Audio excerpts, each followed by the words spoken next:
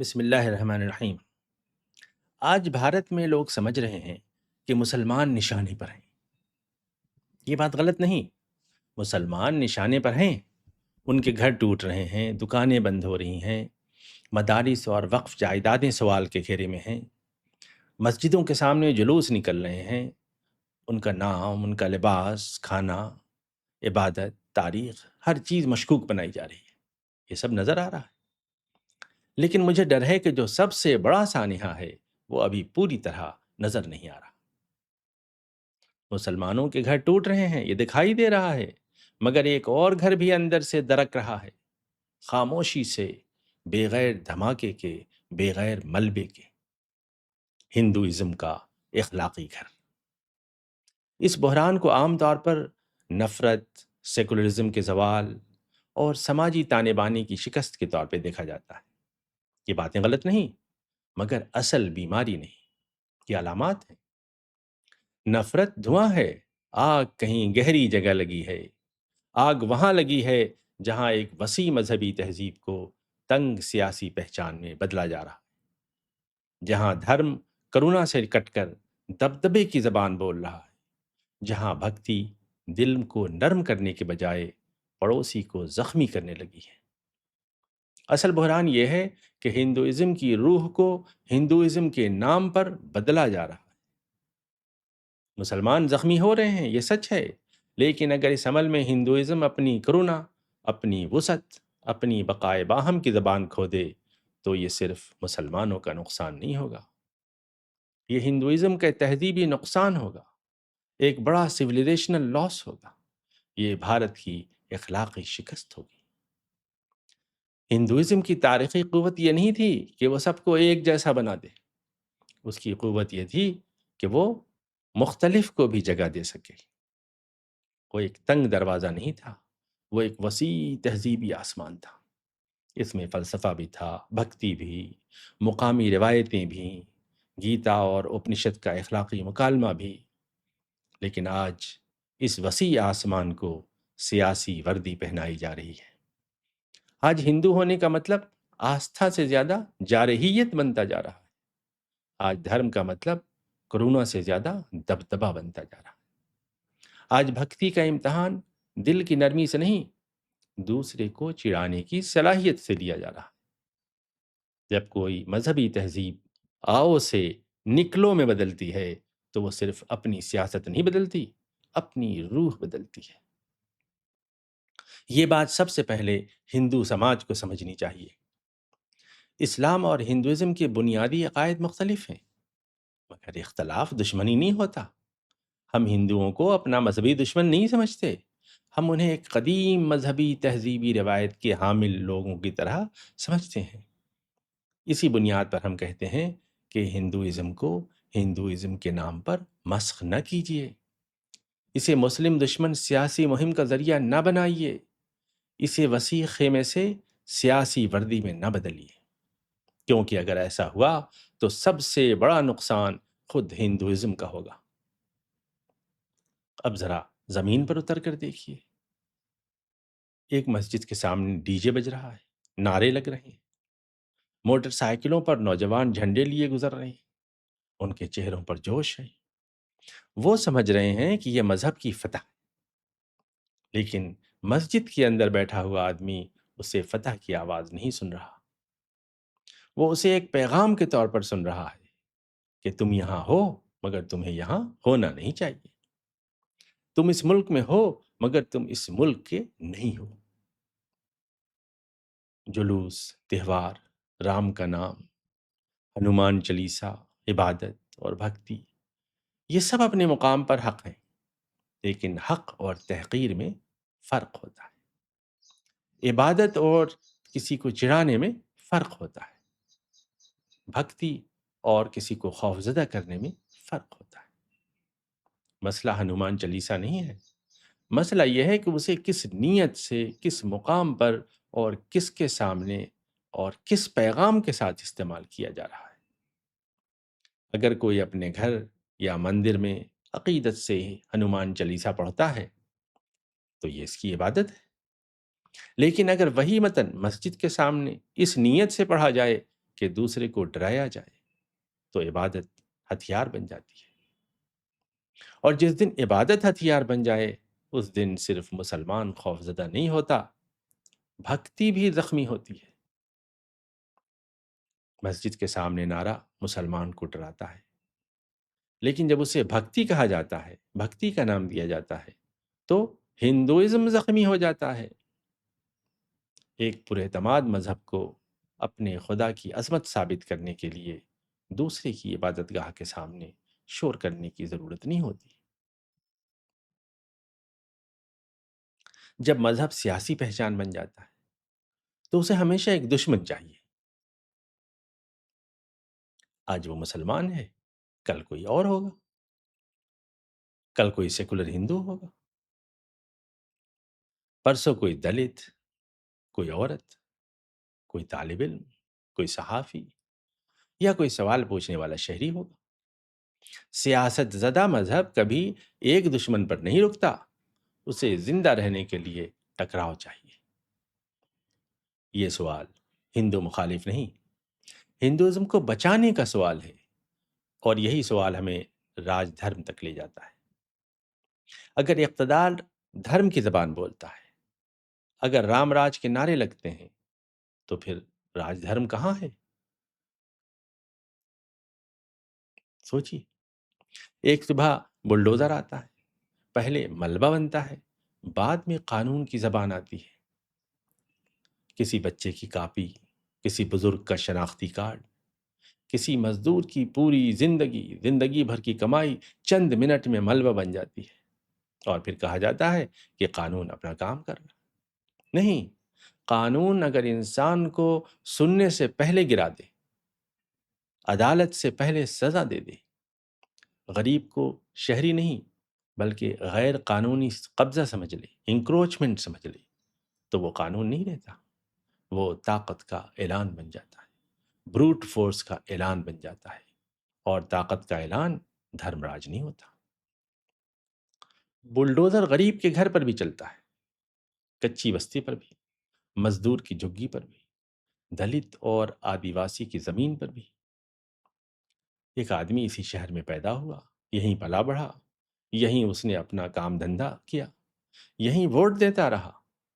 Election کے وقت وہ شہری تھا، پھر جب شہر کی زمینیں مہنگی ہوئیں اور ترقی کا نیا نقشہ بنا تو وہ اچانک غیر قانونی بن گیا، غیر قانونی قبضہ بن گیا، انکروچمنٹ بن گیا۔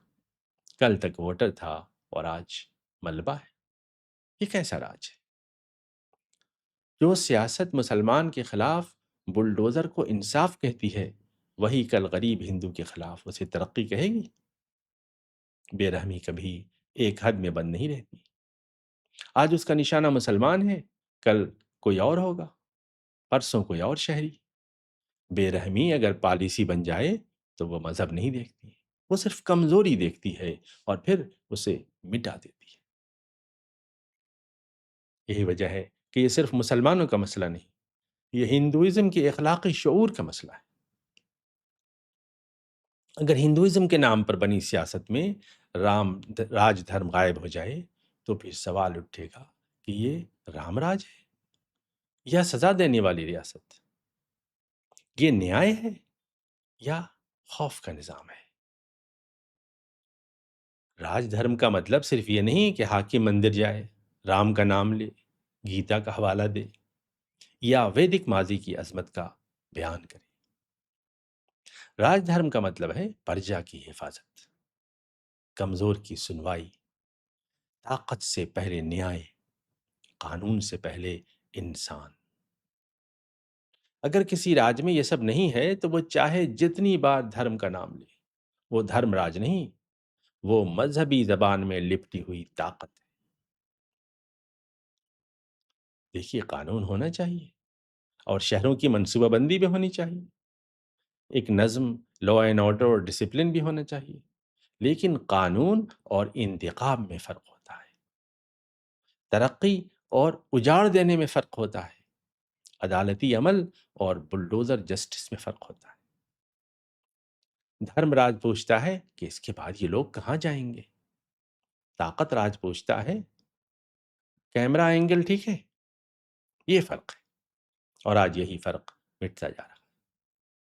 اب ایک اور تضاد دیکھیے، ایک طرف نصاب میں ویدک عظمت، گیتا، اپنشد، سنسکرت، یوگا، آیوروید اور انڈین نالج سسٹم کی بات کی جا رہی ہے، دوسری طرف سیاست میں کرونا کہاں ہے، نیائے کہاں ہے، غریب کی حفاظت کہاں ہے؟